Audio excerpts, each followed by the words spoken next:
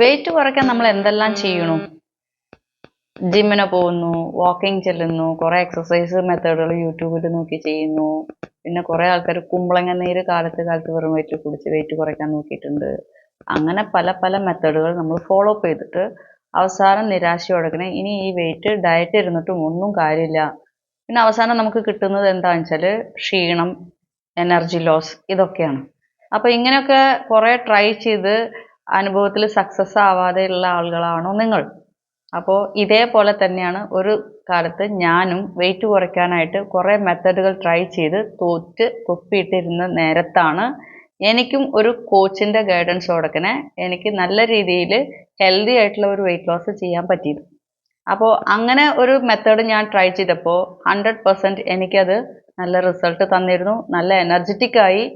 പിന്നെ എൻ്റെ ഏജിങ് പ്രോസസ്സും കുറഞ്ഞു. നല്ല ആരോഗ്യത്തോടെ ഇതുവരെ ഒരു മെഡിസിൻ യൂസ് ഇല്ലാതെ ഒരു ലൈഫിലേക്ക് എനിക്ക് പോകാൻ കഴിഞ്ഞു.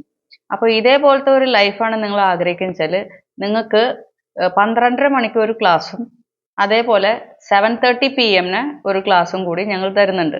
നിങ്ങൾക്ക് കൺവീനിയൻ്റ് ആയിട്ടുള്ള ടൈം ഏതാണോ ആ ടൈമിൽ നിങ്ങൾക്ക് ഈ ഒരു ക്ലാസ് അറ്റൻഡ് ചെയ്യുമ്പോൾ ഞാൻ ഏത് വഴിയിലൂടെയാണ് ഇങ്ങനെ ഹെൽത്തി വേ ഓഫ് ഒരു വെയിറ്റ് ലോസ് ചെയ്തതോ അതേപോലത്തെ വഴികൾ നിങ്ങൾക്കും കാണിച്ചു തരാം.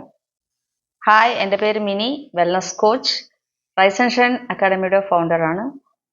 എൻ്റെ ഒരു ലക്ഷ്യം വെച്ചാൽ വെയിറ്റ് കുറയ്ക്കുക മാത്രമല്ല, പരിമിതികൾ കുറയ്ക്കുകയും ചെയ്യുന്ന പുതിയ കാലത്തെ പോഷകാഹാര സമൂഹം കെട്ടിപ്പടുത്തുക എന്നുള്ള ദൗത്യത്തിലാണ് ഞാൻ.